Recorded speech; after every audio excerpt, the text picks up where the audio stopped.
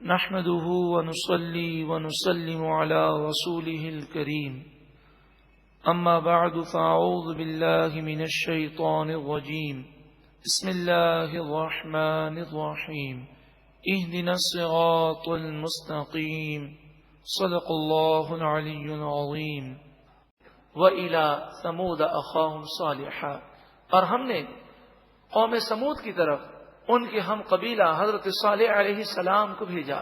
قال یا قوم اعبدوا اللہ ما لکم من الہ غیرہ۔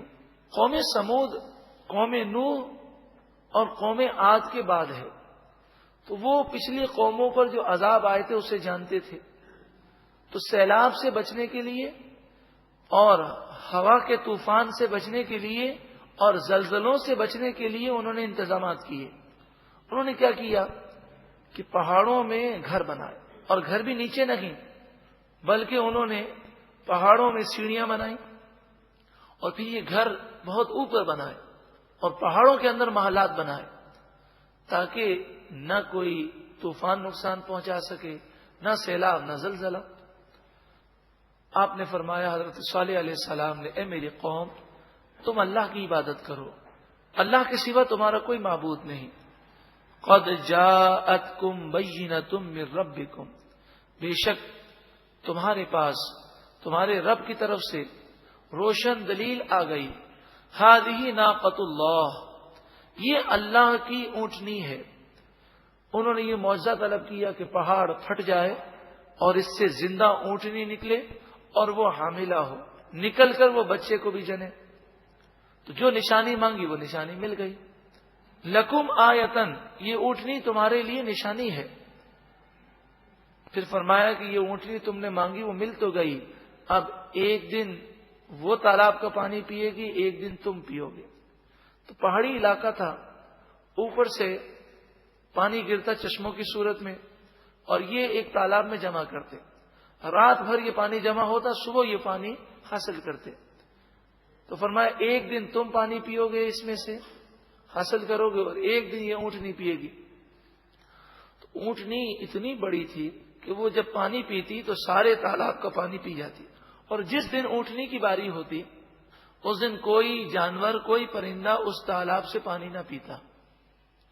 اور اللہ کا یہ کرم تھا کہ جس دن اونٹنی پانی پیتی اس دن اتنا دودھ دیتی، وہ دودھ پورے قبیلے کے لیے کافی ہوتا۔ فَذَرُوهَا تَأْكُلْ فِي أَرْضِ اللَّهِ، پس تم اس اونٹنی کو چھوڑ دو کہ وہ اللہ کی زمین میں کھائے اور گھومے پھرے۔ وَلَا تَمَسُّوهَا بِسُوءٍ، اور برائی کی نیت سے اسے ہاتھ نہ لگانا، اسے نقصان نہ پہنچانا۔ فَيَأْخُذَكُمْ عَذَابٌ أَلِيمٌ، ورنہ تمہیں دردناک عذاب پکڑ لے گا۔ وَاذْكُرُوا، اور یاد کرو، اِذْ جَعَلَكُمْ خُلَفَاءَ مِن بَعْدِ عَادٍ، جب اللہ تعالیٰ نے تمہیں قوم عاد کے بعد زمین پر حکومتیں دیں، تمہیں زمین پر بسایا۔ وَبَوَّأَكُمْ فِي الْأَرْضِ، اور زمین میں تمہیں ٹھکانہ دیا۔ تَتَّخِذُونَ مِن سُهُولِهَا قُصُورًا، نرم زمین میدان میں تم قصور، محلات بناتے ہو جو تمہیں گرمیوں میں کام آتے ہیں۔ وَتَنْحِتُونَ الْجِبَالَ، اور پہاڑوں کو تم تراشتے ہو۔ بُيُوتًا، اور پھر پہاڑوں میں گھر بناتے ہو جو تمہیں سردی میں کام آتے ہیں۔ تو فرمایا سردی کے لیے، گرمی کے لیے الگ الگ گھر تھے۔ اور بعض مفسرین فرماتے ہیں کہ بات یہ ہے کہ میدانی علاقوں میں انہوں نے گھر بنائے تھے اور پہاڑی علاقوں میں بھی گھر بنائے تھے۔ انہوں نے یہ سوچا تھا کہ پچھلی قومیں تباہ ہوئی ہیں تو ہر طرح سے انہوں نے بچنے کے انتظامات اور حفاظتیں کی تھی۔ فَاذْكُرُوا آلَاءَ اللَّهِ، پس تم اللہ کی نعمتوں کو یاد کرو۔ وَلَا تَعْثَوْا فِي الْأَرْضِ مُفْسِدِينَ، اور تم زمین میں فساد کرتے ہوئے نہ پھرو۔ قَالَ الْمَلَأُ الَّذِينَ اسْتَكْبَرُوا مِنْ قَوْمِهِ، قوم میں سے متکبرین سرداروں نے کہا، لِلَّذِينَ اسْتُضْعِفُوا، ان کمزوروں کو، لمن آمن منہم، جو ایمان لے آئے تھے، ان سے متکبر سرداروں نے کہا اتعلمون ان صالحا مرسل من ربی، تم ایمان تو لے آئے ہو، تم نے سوچا غور کیا، کیا تم جانتے ہو کہ حضرت صالح اللہ کے بھیجے ہوئے سچے رسول ہیں؟ یعنی وہ مالدار لوگ یہ سمجھتے تھے کہ عقل تو صرف ہمارے پاس ہے۔ امام غزالی علیہ رحمہ فرماتے ہیں کہ جو غریب ہو یہ اس بات کی دلیل نہیں کہ وہ بے وقوف ہے، اور جو مالدار ہو یہ اس بات کی دلیل نہیں کہ وہ عقل مند ہے۔ آپ نے فرمایا کہ یہ اللہ کی مشیت ہے، وہ جسے چاہتا ہے مال دیتا ہے۔ قالوا، وہ لوگ بولے یعنی ایمان والے، انا بما ارسل به مؤمنون، جو کچھ بھی ہماری طرف نازل کیا گیا ہم اس کتاب پر اور اس نبی پر سب پر ایمان رکھتے ہیں۔ قال الذین استکبروا انا بالذی آمنتم به کافرون، متکبر لوگوں نے کہا کہ بے شک جس پر تم ایمان لائے ہو ہم اس کا انکار کرتے ہیں۔ فعقروا الناقۃ، انہوں نے ناقۃ اونٹنی کو قتل کر دیا، اس کی ٹانگیں کاٹ ڈالی، پھر وہ گر گئی اور اسے قتل کر دیا۔ اس کی وجہ یہ تھی کہ وہ کہتے تھے کہ یہ ایک دن کا پانی پی جاتی ہے، اور دوسری بات یہ تھی کہ یہ جہاں جاتی تھی یہ اللہ کی قدرت کی نشانی تھی۔ تو انہوں نے یہ خیال کیا یہ اونٹنی جب تک رہے گی لوگ مسلمان ہوتے رہیں گے، تو اس نشانی کو مٹانے کے لیے اونٹنی کو انہوں نے شہید کر دیا۔ وَعَتَوْا عَنْ أَمْرِ رَبِّهِمْ، اور انہوں نے اپنے رب کے حکم کی نافرمانی کی۔ وَقَالُوا، اور وہ بولے یا صالح ائتنا بما تعدنا ان كنت من المرسلین، اے صالح اگر آپ سچے نبی ہیں تو جس عذاب کا وعدہ کرتے ہیں وہ لے کر آئیے۔ فأخذتهم الرجفہ، اللہ اکبر، نہ تو زلزلہ پروف ان کے مکانات جو پہاڑوں میں تھے وہ کام آئے، وہ مکانات جو سیلاب سے بھی محفوظ تھے، طوفان سے بھی محفوظ تھے، ان پر رجفہ آئی، ایک زوردار خوفناک آواز، ایسا خوف طاری ہوا کہ ان کے دل بند ہو گئے، ہماری اصطلاح میں کہتے ہیں ہارٹ فیل ہو گئے، اور وہ جہاں تھے وہیں مر گئے۔ اور پھر زلزلہ آیا، اور ایسا زلزلہ آیا کہ ان کے کئی مکانات تباہ ہو گئے۔ لیکن آج بھی قوم سمود کے محلات جو پہاڑوں میں ہیں وہ آج بھی موجود ہیں۔ اگر ان کی تصاویر دیکھیں یا وہاں جا کر دیکھیں تو حیرت ہوتی ہے کہ اتنی بلندی پر وہ پتھر کیسے لے جاتے ہوں گے، یا ان کے پاس تو مشینیں بھی نہیں تھیں، وہ کس طرح کٹائی کرتے ہوں گے کہ پہاڑوں کے اندر ایسا محسوس ہوتا ہے جیسے بنگلے اور محلات بنے ہوئے، ایک کمرے کے اندر پھر دوسرا کمرہ، اور پورا ایک ان کا اتنی خوبصورتی سے انہوں نے مکانات بنائے۔ صرف اس مکانات کے گیٹ کو اگر دیکھیں جو پہاڑوں میں بنائے گئے تو آج کی سائنس حیران ہے کہ انہوں نے کیسے بنایا، اتنی قوت طاقت رکھنے کے باوجود جب اللہ ناراض ہوا تو اللہ کے غضب سے وہ نہ بچ سکے۔ فأخذتهم الرجفہ، کڑکدار آواز نے انہیں پکڑ لیا۔ فأصبحوا فی دارہم جاثمین، تو وہ اپنے گھروں میں گھٹنے کے بل رہ گئے۔ اتنا اچانک سے عذاب آیا کہ وہ اٹھنے لگے، تو آدمی اٹھتا ہے تو پہلے گھٹنے زمین پر رکھتا ہے، تو وہ اٹھ نہ سکے، اسی حال میں مر گئے۔ فتولی عنہم، پس حضرت صالح علیہ السلام نے اپنی قوم سے منہ پھیرا اور جانے لگے۔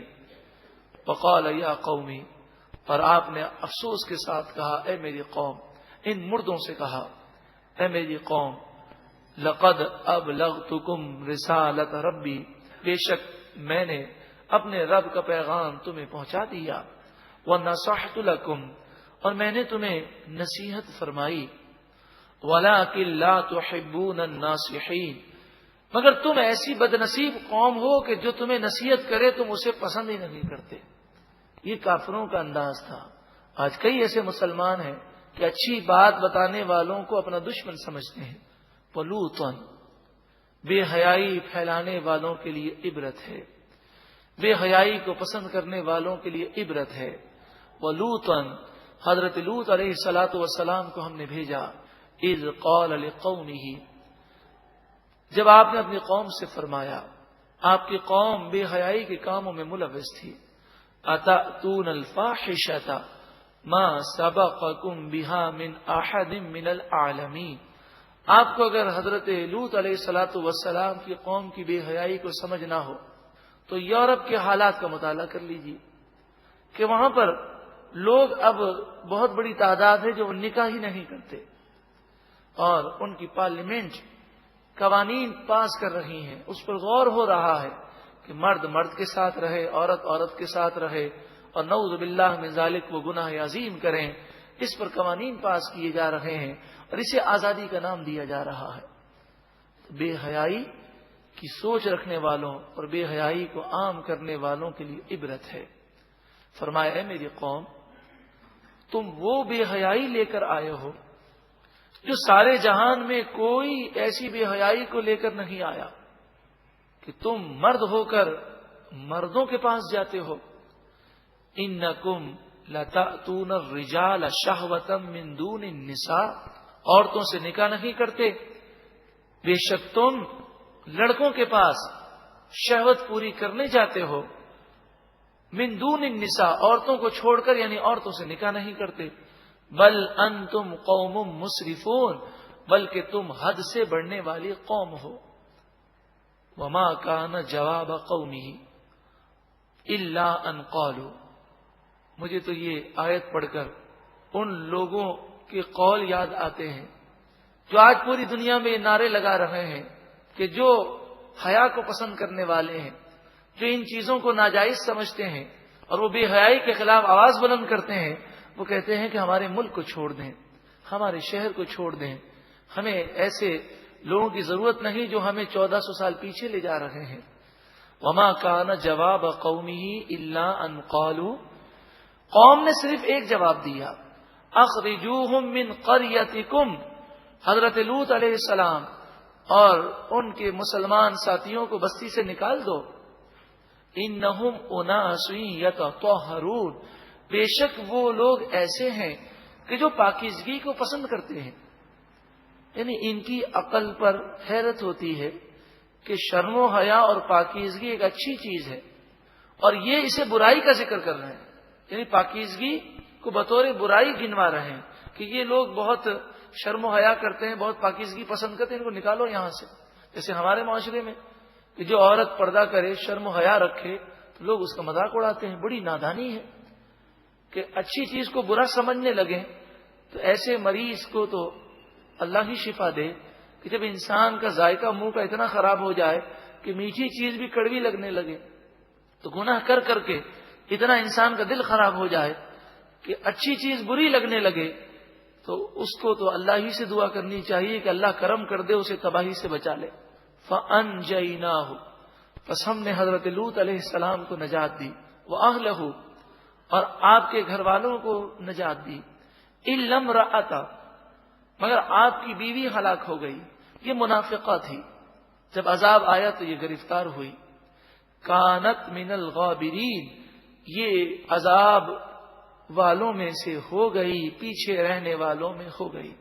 وَأَمْطَرْنَا عَلَيْهِمْ مَطَرًا، اور ہم نے ان پر پتھروں کی بارش برسائی۔ فَانظُرْ كَيْفَ كَانَ عَاقِبَةُ الْمُجْرِمِينَ، پھر دیکھو گناہگاروں مجرموں کا کیسا برا انجام ہوا۔ لیکن یہ بات عرض کروں، فوراً عذاب نہیں آیا، کئی سال تک یہ گناہ کرتے رہے، اور وہ بھی یہی کہتے اگر یہ غلط ہے تو اللہ کی گرفت کیوں نہیں ہوتی۔